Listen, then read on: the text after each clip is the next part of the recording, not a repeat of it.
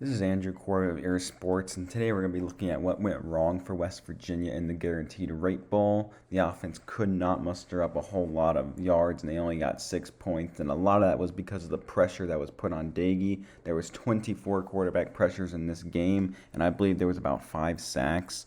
So I'm going to talk about what went wrong here on the offensive line and what went wrong in the backfield for that to happen. On this first play, Minnesota's actually showing an all-out blitz look where they actually have nobody in the three-point stance. But they don't know where this pressure is going to come from. And what Minnesota actually ends up doing, they had some creative blitzes in this game, but that wasn't the entire reason. Mainly, they were just overpowering the offensive lineman. But this look was pretty creative because what they're going to do here is they're going to drop this guy on the edge and these two inside guys. They're going to drop them back into zone coverage in the middle of the field. And they're gonna send pressure here from the close side with they're gonna send a slot blitz, and they're gonna send these two guys off the edge. What that's gonna do is, despite only rushing forward, they're gonna get a free runner on this play because when you send three guys off one edge, there's only two offensive linemen to block.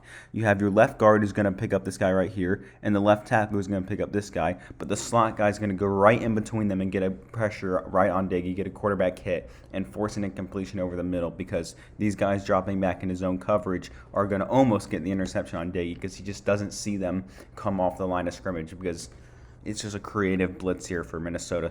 So I'll show it. You're going to see. There's them dropping back into zone coverage. West Virginia is actually going to run crossers here up the middle. But look at these three players. There's a left guard, there's a right guard, right tackle. They pick up those two. But look at the guy right off the slot, just free runner. Daggy has to get rid of it once he sees him. But he did not recognize the fact that those zone covers were lurking in the middle of the field because they came off the line of scrimmage. It was a really clever design blitz by Minnesota, and it worked really well there. Here's another case of West Virginia not identifying where the fourth rusher is coming from. In this case, Minnesota is going to slide the line to their right side, and they're going to drop the right side defensive end back into a hook zone because they're going to play a very simple cover 2 sink here where all the linebackers, they're actually going to play hook zones. This corner is going to drop back for the deep safety, and then this safety out right here is going to slide over to his left to get that side of the field. But what they're going to do is they're going to slide the line to their right, and it goes completely unpicked up. It's a busted assignment here for West Virginia because Doug Lester, the right guard, he's not going to pick up this left side defensive end at all. He's just going to come right in for an easy sack on Daggy. And Tony Mathis comes around because the fourth rusher, it actually comes from right here, the second level. This linebacker is going to come off the edge. Tony Mathis sees him. He's going to go try to pick him up. But it doesn't matter because Daggy is sacked almost instantly because when they slide their line to their right and he just comes in untouched, it's a completely busted assignment for Doug Nestor. And he just has an untouched sack on Daggy. So I'll show here. He drops back into the hook zone. There's your fourth rusher. All they do is rush for. You have 6 blockers and 4 rushers for Minnesota, and yet he goes untouched and gets Daggy. That's a problem. You can't let that happen.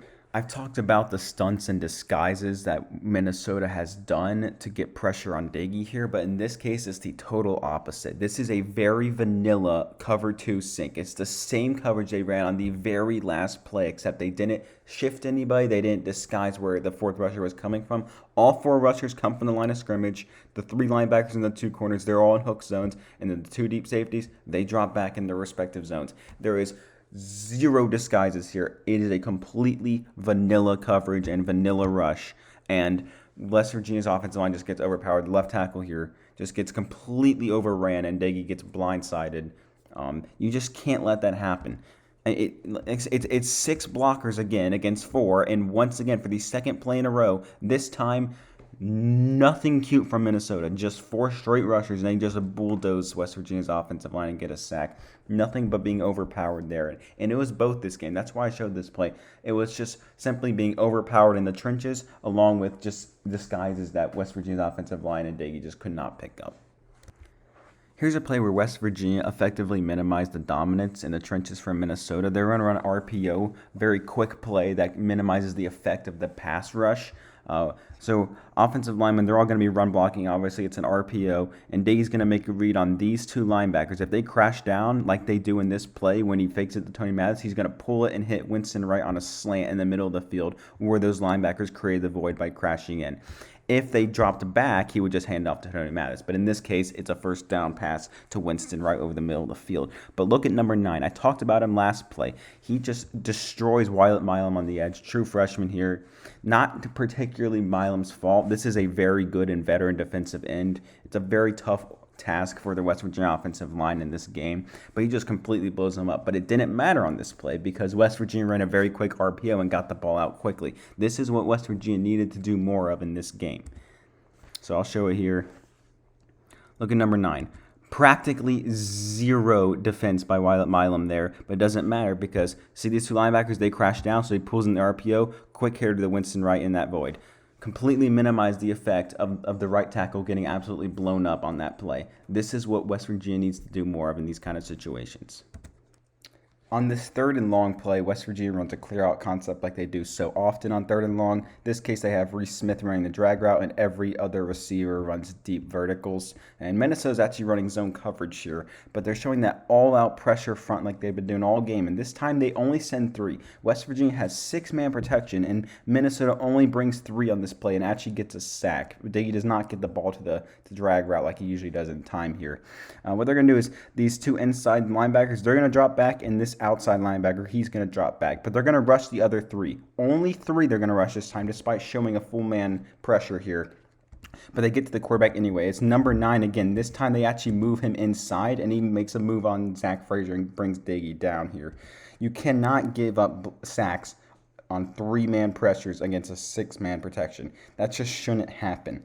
And one of the reasons why this happened is West Virginia had 0 tight ends available in this game. So all their 6-man pressures, they were using Tony Mathis as the 6th man. And he has never started a game in his career, and they had no tight ends to get the 6-man protection. It wasn't even Letty Brown. It was Tony Mathis. And that really hurt West Virginia in this game, not having an experienced 6th blocker. And Minnesota completely took advantage of that.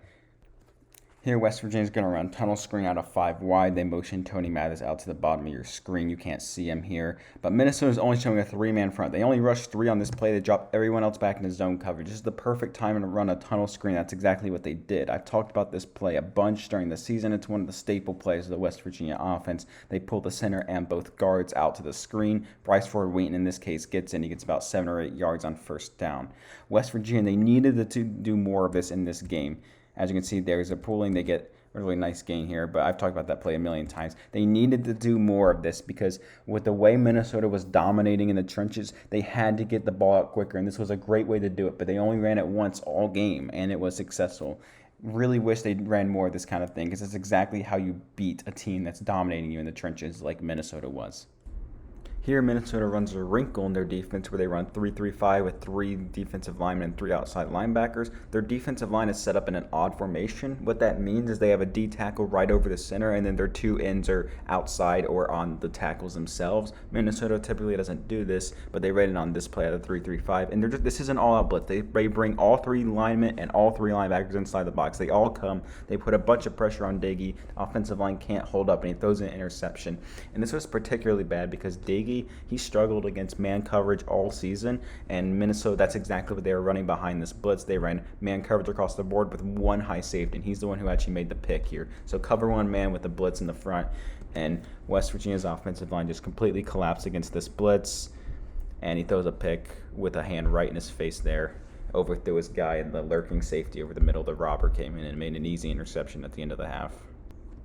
Along with the tight ends not being available for West Virginia, another aspect of this pass rush that was so bad for the Mountaineers is that Tony Mathis, his first start, did not have a good day in pass protection. And Minnesota typically is a defender. If you're manned up on a running back and they're in pass protection, lots of times you'll blitz. So it's a decision. You either blitz the quarterback when your guy, the running back's in pass protection, or if he leaks out, you just follow him. So when Tony Mathis was struggling in pass protection, every time he would be in that basically sent an extra Minnesota rusher, and that's just something West Virginia could not handle. Really missing the experience of Letty Brown or a tight end for that 6th man protection.